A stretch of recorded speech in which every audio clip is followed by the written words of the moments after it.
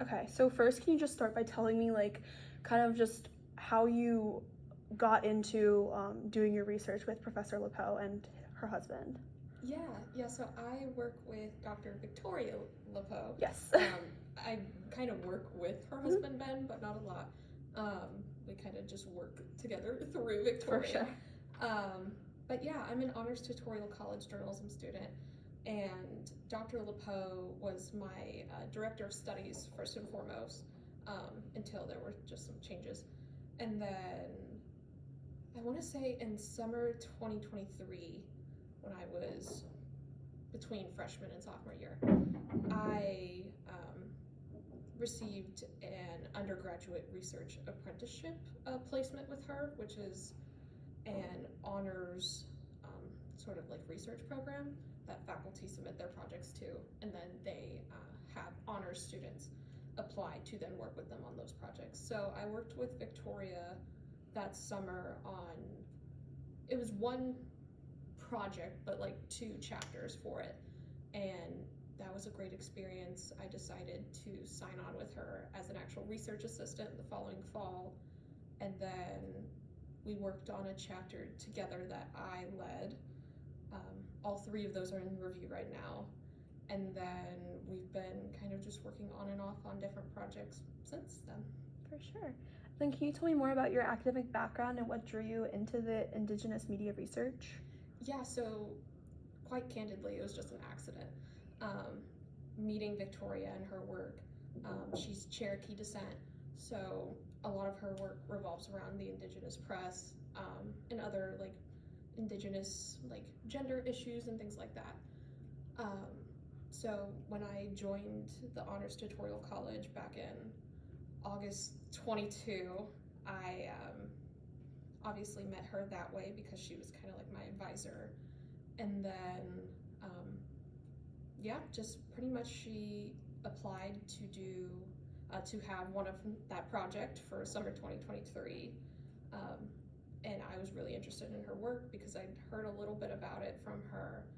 And then she decided to take me on as her kind of apprentice. And then that summer, just working on that project, those 2 chapters, was really um, engaging and intriguing for me.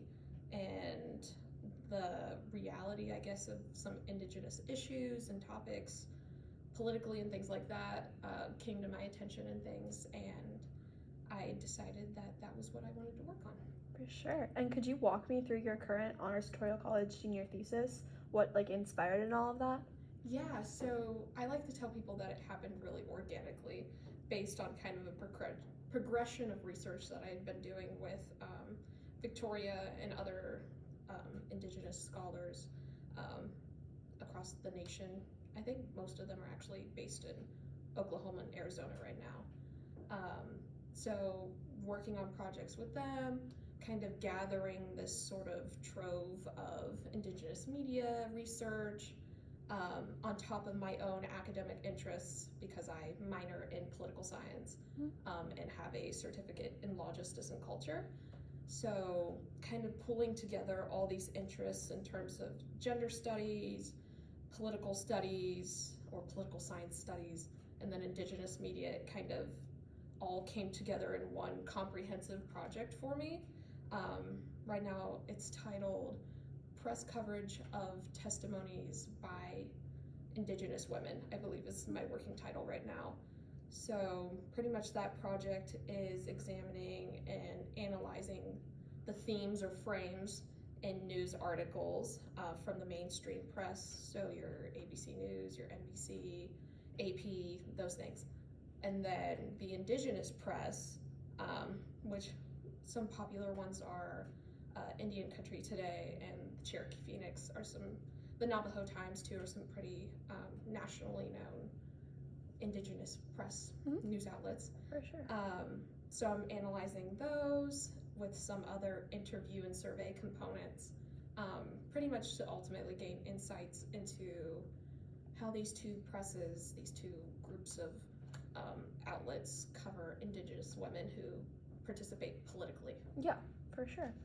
And then what has your role been in the 3 chapters currently in editing for academic anthologies. I can never say that. Yeah. So I guess I can explain that academic anthologies, Mhm. kind of, that's my descriptor for them, is pretty much academic books that have a lot of chapters submitted by various authors, and they're usually under one or two editors. So being an author with Victoria and various other scholars that I've worked with, that my role in those was very active. The first two in summer 23, even though I was new and an apprentice, I was actively doing research, analysis, and writing for those chapters.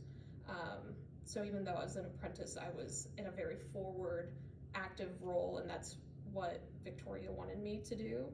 She wanted me to gain valuable experience out of that. And then for the third chapter that I led, I pretty much from the bottom up was guiding the chapter. So I received the call for chapter submissions for this book that I think one of our faculty members, Dr. Tamana Shaw, and a PhD student is working on. And so, or editing, they're kind of collecting all these chapters. And so I received that. I reached out to Victoria and some other, one other, I think she's a reporter right now, but she is an alumna of our master's program here. And so I reached out to both of them, asked if they were interested in the topic, which pulled together some gender studies things and indigenous media, those two kind of concepts.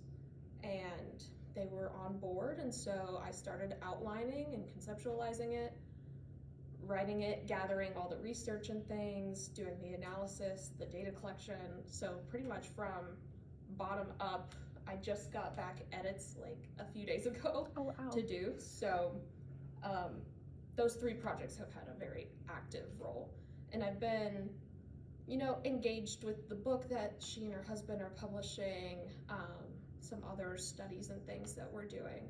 But I had the most forward role in those three chapters. And so they're all in review right now, like final stages of review. Probably for publishing in probably 2026. And so then what challenges did you experience, or successes too, when you were writing those chapters? Yeah, so at that point I was 18 years old. I was just out of freshman year. I was young, nervous, had no idea what research was as a concept. I knew that people did research, but I didn't know how they did it. So that first summer I was like a sponge. I was just learning so much. And then it was really awesome and, really inspiring to be able to then apply that myself to that third chapter that I did in the fall. So that there's been a lot of successes. I've met some really inspiring Indigenous women scholars. There's two, I believe, in Oklahoma, one in Arizona, or two in Arizona, one in Oklahoma. I can't remember off the top of my head. There's, one of them is now a reporter for KOSU. And so, they're just really inspiring people. And that's probably been, the best part about it is I've gotten to meet and work with such amazing women. And then, just gathering sort of skills that I wouldn't learn in the classroom when it comes to research. You can learn about research, but you can't learn how to do it until you're really in it. And so that's been really helpful for my thesis writing process. Usually students will, be taking these thesis writing classes and whatnot. And with these skills though that I got from actually doing research, they've helped me construct a pretty sophisticated, multi-parted thesis. For sure. And then how does your research intersect with topics like politics, gender studies, and government? Kind of like what you were saying earlier. Yeah, so I touched on that. They all, kind of are interconnected, actually, in the real world, right? So you have your news coverage, but it's maybe news coverage of political or legal issues within Indian country, which is kind of the legalistic term for our tribal nations. And so, yeah, so honestly, like they just kind of, again, organically, like my thesis, they kind of just all work together. A lot of the coverage that I look at is politically geared, in terms of, Supreme Court rulings or Congress doing something or state legislatures doing something, and the media kind of naturally gravitates to cover that. So it all kind of organically comes together. Right now, genderized issues are pretty mainstreamed in the media in terms of something called the Missing and Murdered Indigenous Peoples Movement, which is kind of a epidemic-like crisis in Indian country about Indigenous people, particularly women, going missing, or experiencing violence predominantly. So they all kind of mend together pretty organically. I've been able, with the help of Victoria, to be able to find those connections between them. So yeah. For sure. And then you mentioned a new study on AI and nonprofit social media advertising. What's the focus on that project? Yeah, so pretty much the focus of that project, which is very different from the other projects that I've been talking about. Victoria, actually, kind of unrelated, has done some work with some nonprofit agencies, kind of on her professional side of things. And so last semester, with another student that I was having a class, like an independent study with her, we worked with Victoria, came up with this kind of project proposal about if people can, or like I guess studying how people can potentially perceive AI in social media ads. So like Instagram Square ads that have, like text and a picture. So we kind of are manipulating the text, if it's AI generated or a human wrote it, one of us, or if the photo is real or AI generated. It has some like kind of implications for like support animals. We have pictures with a child who we have their parents' permission, but with their support animal and things like that, to essentially be able to get a better understanding of how the use of AI to make these ads may or may not help or hinder a nonprofit's ability to get social media engagement or clicks or donations and things like that. For sure. So very different. Yeah. So then, do you see any overlap between this new AI research and your past work in indigenous media? Yeah, there's kind of an indirect relationship between just how inaccurate AI is at depicting kind of everything, but particularly, cultures in terms of cultural appropriation or cultural stereotyping. So there are connections. We aren't really, looking at those connections right now, but it would be valuable too, I think. For sure. And then, what has been the most rewarding part of your research journey so far? Oh, it's been the most rewarding part. I guess I'll hark back to what I said about just meeting the incredible people that I've met. Indigenous women who are scholars, media professionals, who have really great stories. They have really great experiences that I've learned from, I think anybody can learn from. It's been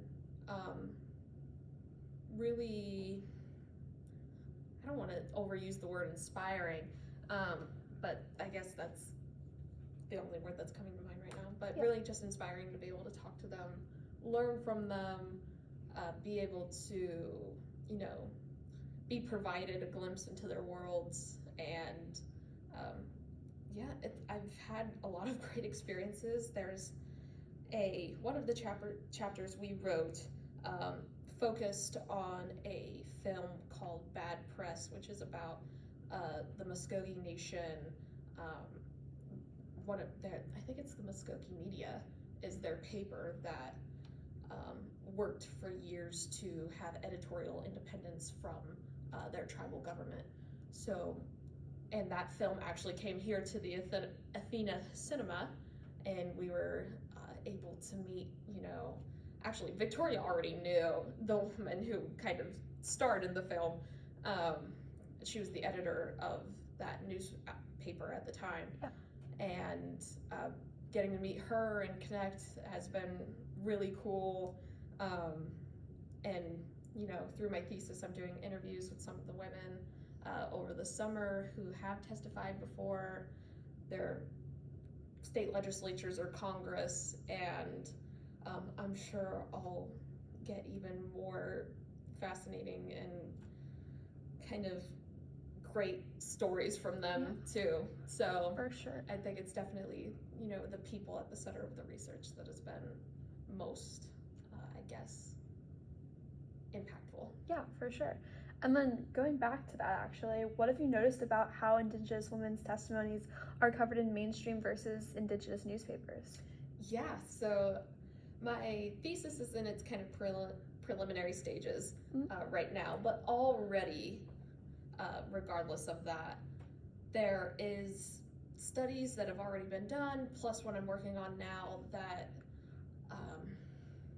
supports that the Indigenous press is much more well-equipped to cover Indigenous people generally, plus Indigenous women more specifically, in a way that is non-stereotypical.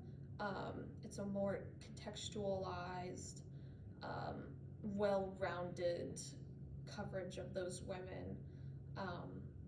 In terms of, kind of agenda setting sort of theories and things, the mainstream media will maybe have a line or two kind of in the ends of their articles about those women or their testimonies, or kind of mention it like off-sidedly, or it's not really the focus of the article, whereas the Indigenous press, not always, but is more akin to covering those women and the issues they're talking about as the focus of the article, or doing it in a way that is more contextualized, whether culturally, historically, or just in general, just giving more detailed information about these women. So that's what I've seen so far, and that's what other studies seem to support too. For sure, yeah. And then last one, how do you hope your work continues to broader conversations in journalism or media studies? Yeah, there's, right now in particular, it's really great to see that Indigenous people's experiences and accurate representations are being pushed forward in our mainstream media. Killers of the Flower Moon is a critically acclaimed, award-winning movie, with Lily Gladstone winning, I believe, being the first Indigenous woman to win actress of that film, like an Oscar or something, or a Golden Globe. I think it was a Golden Globe. So having, critically acclaimed Indigenous actors, directed films, shows. Reservation Dogs was really, really popular in COVID, and also award-winning, critically acclaimed. So, as authentic, accurate depictions and representations of Indigenous peoples, modern day Indigenous people, because we've kind of mainstream put them, relegated them to an era in history, where, Indigenous people still exist, still operate in our modern world, still thrive, still, face hardships. So being able to, find an academic way to bring, these representations into scholarly work has been really impactful on me. And I'm hoping that, I'm able to bring these experiences into academia. For sure. And, at least our journalism academia. Yeah. And be able to, you know, kind of open up and pry open that space for those, you know, accurate representations to be able to thrive and, you know, exist in an academic space as, you know, it's kind of emerging and being really accepted in our mainstream media too. So it's really cool to be kind of involved in that right now as it's happening. That's super nice. Yeah. I